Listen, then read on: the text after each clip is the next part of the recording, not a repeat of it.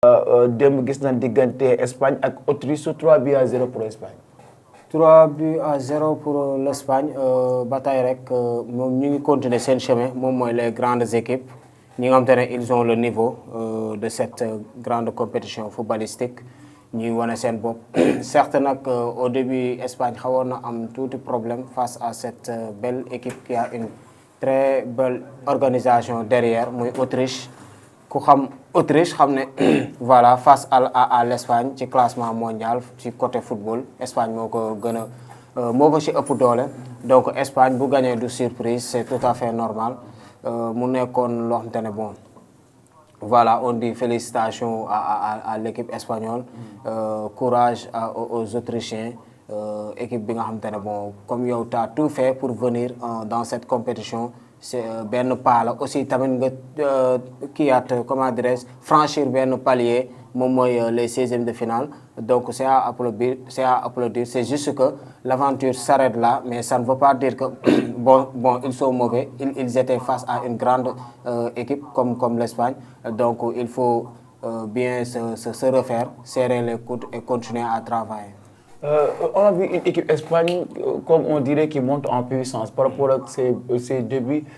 ci coupe du monde bi gis nañ ne beneen Espagne bu wane xar kanam bu ñu ko xamee woon ñëw wane li nga xamante ni moom mooy stylam wane li nga xamante ni moom mooy footballam Espagne bi ñu xamoon mu mel ne dañ ko commencé retrouver. waaw moom Cheikh loolu laa doon wax ma ne face à une telle nation de football muy Espagne qu'on se rappelle en 2010 mu nekk li nga xamante ne moo di champion du monde c'est pas. Du blabla ils ont travaillé ils ont des jours actuellement ils ont Mikel Oyarzabal qui est l'actuel meilleur buteur de l'Espagne avec 4 réalisations ou 5 voilà ñu gis benn Lamine Yamal donc ce sont des beaux joueurs yi nga xamante ne tey jii nii eux ils peuvent porter l'Espagne mais aussi tamit face à une équipe comme celui de l'Autriche c'est très normal ñoom ñu wane seen bopp c'est très normal aussi ñu gagner match bi parce que quand tu es favori sur le papier donc pour la montrer donc sur le terrain faut nga def confirmation boobu et c'est loolu lañ def et aussi tamit ñoom dañuy jël match par match chaque étape ak réalité donc pour man noonu lañ jàppee li ni mel. voilà mi ngi noonu chaque match ak réalité bi loolu lañ jàppee lu mel démb tamit benn match bu amoon ci les 16e de finale de cette coupe du monde c'était le Portugal face à la Croatie 2-1 pour Portugal démb nag mu mel ne Portugal fexe na ba génn ci ak match bi ni mu tëddee diggante moom ak Croatie. oui bu ñu xoolee ci comment dirais-je 2 dernières coupes du monde yi dañuy gis ne Croatie moo si gën a nekk Portugal. certes nag match la boo xamante ne mënoo woon wax kan mooy gagné 50-50 la mais grâce à la chance que Portugal a eu donc loolu mooy li nga xamante ne moo di côté attaque bi ñoom ñoo ci gën a am ñoo ci ëpp doole que ñi nga xamante ne ñoom ñooy waa Croatie parce que tey boo gisee João Félix boo gisee Cristiano Ronaldo boo gisee leur nu mu tuddee sax Gonzalo mi nga xam te ne moo dugal deuxième but bi l'attaquant de Paris Saint-Germain ah boo gisee tamit l'attaquant de AS Milan maanaam ñoom côté boobu noonu foofu seen atu foofu la nekkee dëgg la mais milieu terrain tam dañoo gis milieu terrain xale accompagné de Fernandes accompagné de João Mendes accompagné de Vitinha xam nga yooyu yëpp da ciy joué donc tey jii nii match bi bu jeexee noonu rek c'est mérité c'est une victoire méritée face à une équipe bu mel ni Croatie bi nga xam te ne xam nañ ci ay grands joueurs muy Modric lancé kii Ballon d'Or européen donc félicitations au Portugais et courage à nu mu tudd sax mooy Croatie quoi. mais mën nañu taxaw ci match boobu parce que on a vu heure bi nga xamante ni Croatie mané na ko le Portugal. Le Portugal a réussi à revenir dans ce match sur un penalty marqué par Cristiano Ronaldo. ñu dem ba ci li nga xamante ni mooy temps additionnel bi. ki nga xamante ni moom mooy l'attaquant. nu mu tuddati Gonzalo daal di dugal benn mbëkk mais foofu dañ fay taxaw dafa mel ne c'est un coaching gagnant parce que j'ai vu le coach Portugal bi leen mane muy wax gars yi nañ football ak seen xel te boobu ñu ngi leen mane. waaw comme le coach Belgique bi mu def ñu diggante mu mag Sénégal si. dañ leen a mane man sama ko seetlu dañ ko mane mu ne la gars yi football ak seen xel te réussir nañ ba égaliser réussir nañ ba remontada li nga xamante ni moom mooy la Croatie mais un match rythmé entre la Croatie et le Portugal ñu gis tamit bii si am ci bëri na et si tamit ay hors-jeu yi nga xamante ni tiré mais fi ma bëgg ñu taxaw si mooy coach yi différence coach yi dafa mel ne coach yi ci maanaam ci fin temps yi la ñuy naxante waaw parce que loolu moom mooy coaching maanaam Cheikh mun nañ bokk gis-gis bokkuñu équipe mais Cheikh gis-gis moo njëkk a aboutir yaa ngi comprendre comme souvent gis nga équipe bu la njëkkee dugal mu def lu mu war a def comme li ma waxoon fii démb bu la bàyyeeg sa temps fort dugaloo réaliser woo dara moom temps fort am buy ñëw ngay am problème rawatina sax bu amee doole bi nga am yaa ngi comprendre te Portugal loolu la wone Gonzalo moom ñëpp ko xamee rey équipe ñëpp ko xamee gagner match maanaam joker de luxe la donc tey coach bu ko dugalee xam na lu tax parce que ce n'est pas la première fois mu leen di gagner genre match yi loolu day dem ba benn instant sax da ngay jàpp ne sax waa ji benn magicien la boom te ne coach bi da koy soxla ci time bii nii léegi coach bi dugal na ko il l'a fait te yàgg na ko def et c'est très normal lan mooy problème bi moom mooy dem nañ ba benn instant gis nañ ne physiquement ils étaient nu mu tuddee sax épuisés moom mooy waa Croatie et si physiquement boobu noonu ñoom ñi nga xam te ne ñoom ñooy waa Portugal ñoom bëgguñu dem li nga xam te ne moo di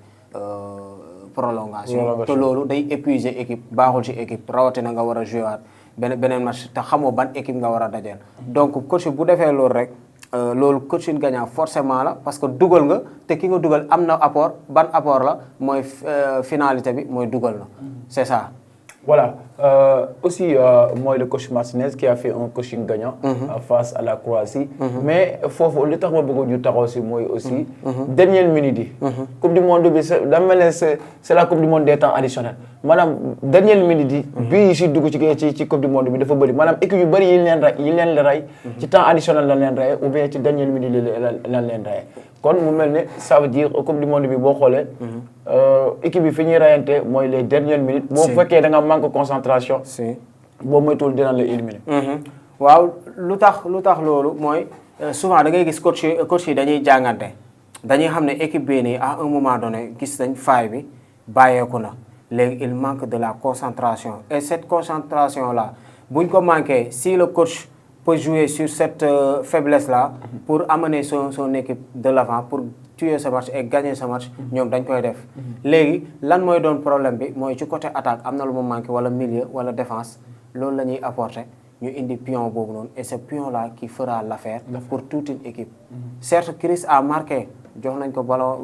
jox nañ ko homme du match mais tey jii nii ki ñu dugal nga xamante ne ñu bëri bàyyiñ ko woon xel moom dugg na xam na lu tax mu dugg xam na lu ko coach bi wax xam na lu ko coach bi doyee moom tamit xam na lan la war a def ci terrain bi moom mooy dugal soxlawuñ mu téebal parce que bu dee téebal la am nañ ko foofu ñoom seen attaque loolu la ñëw def voilà mais li tax nga baal ma dafa am foo bëgg ñu taxaw fi booy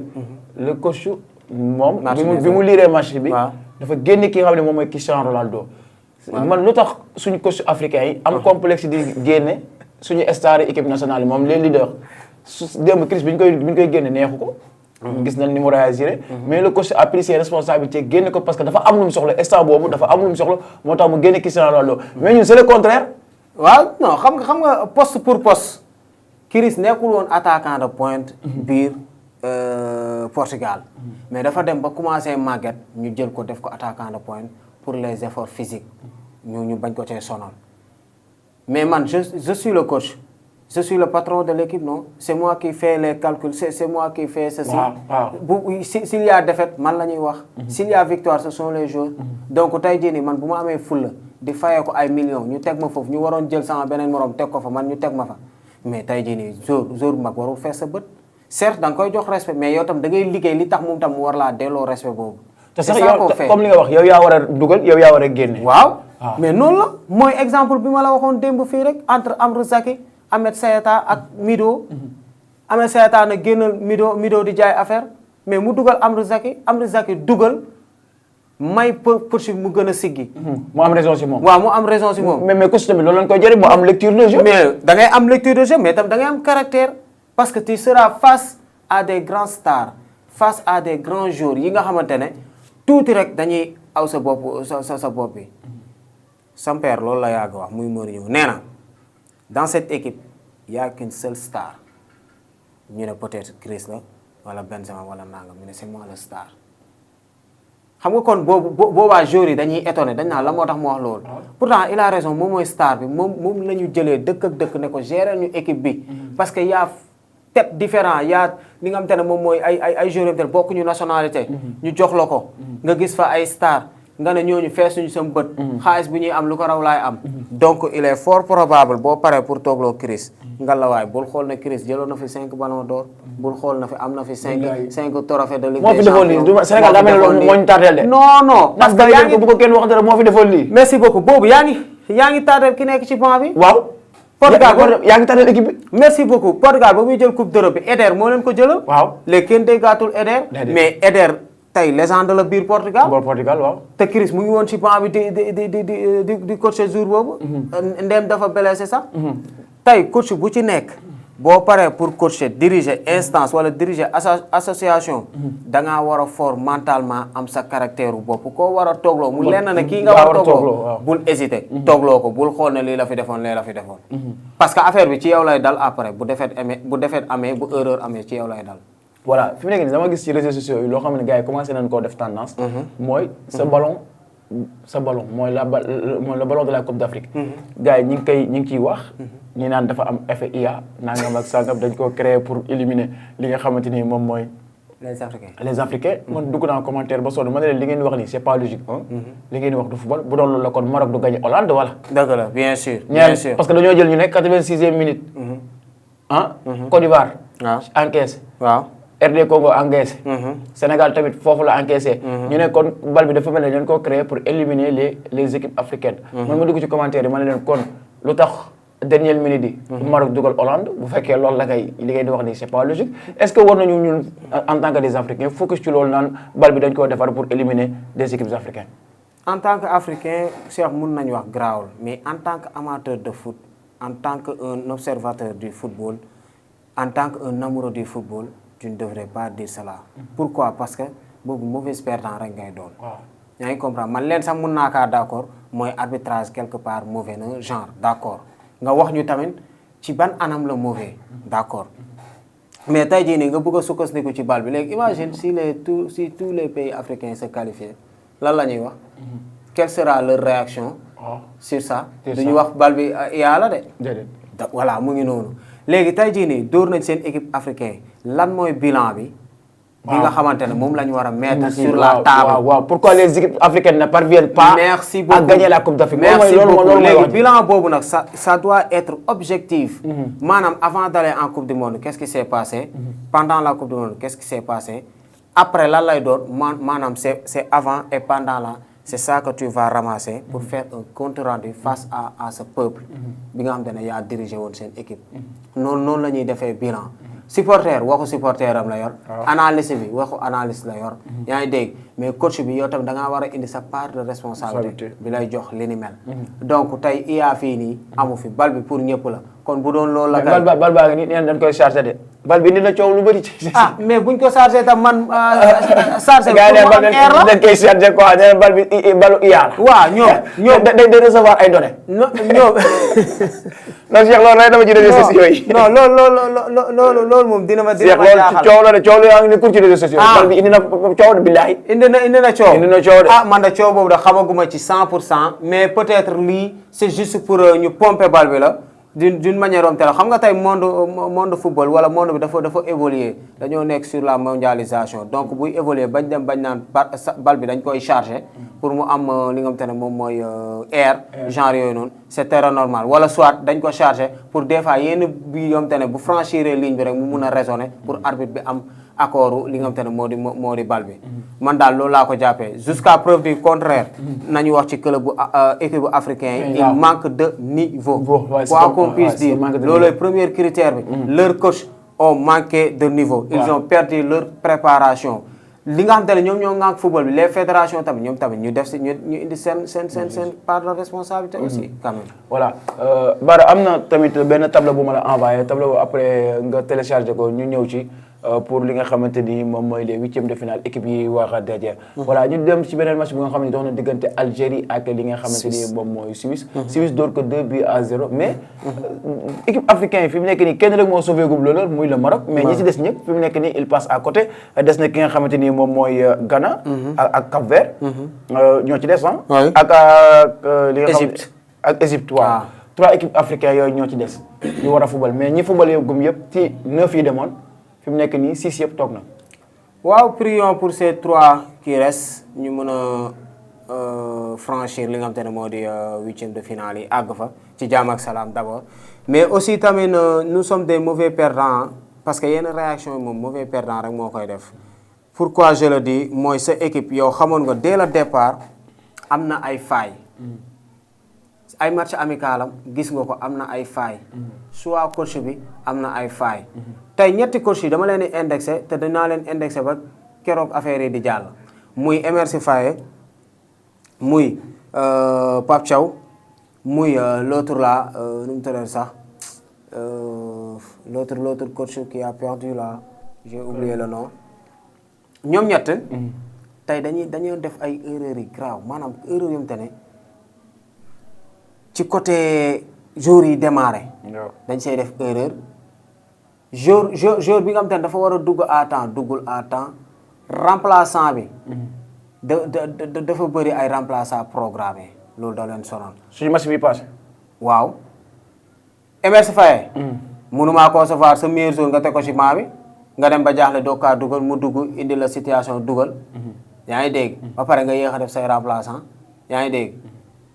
benn ngi noonu. ñaar nga jàpp sa équipe football loo ko footballu sauvage ba mu te ne li Vincent Tiger wax dëgg la de barki yàlla football sauvage lañ yore.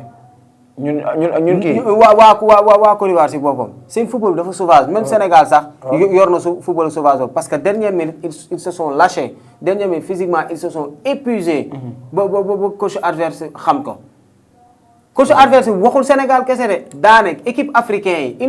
dañoo insulté mais ci conférence de presse bi après dafa rectifier ses propos de maa ngi gis wax les journalistes de RMC yi ko doon dal daan ne bu mu ñëw wax li muy wax ba pare bëgg si génnaat teggi tàgg parce que si conférence de presse bi dane non moom il parle pour toutes les équipes nee na les équipes ont tendance à reculer les dernières minutes pour garder leur score looloo tax mu wane woon jour mi même bu fekkee da ngeen a dugal benn rek vous pouvez égaliser dafa mel ni dafa changer la donne de. waaw mais xoola xam nga la moo tax mu koy changer Cheikh. parce que day bañ a piqué day bañ a choqué. africain mais loolu mooy dëgg. nañ ko wax te dee nañ il a choqué tous les africains. waaw loolu moom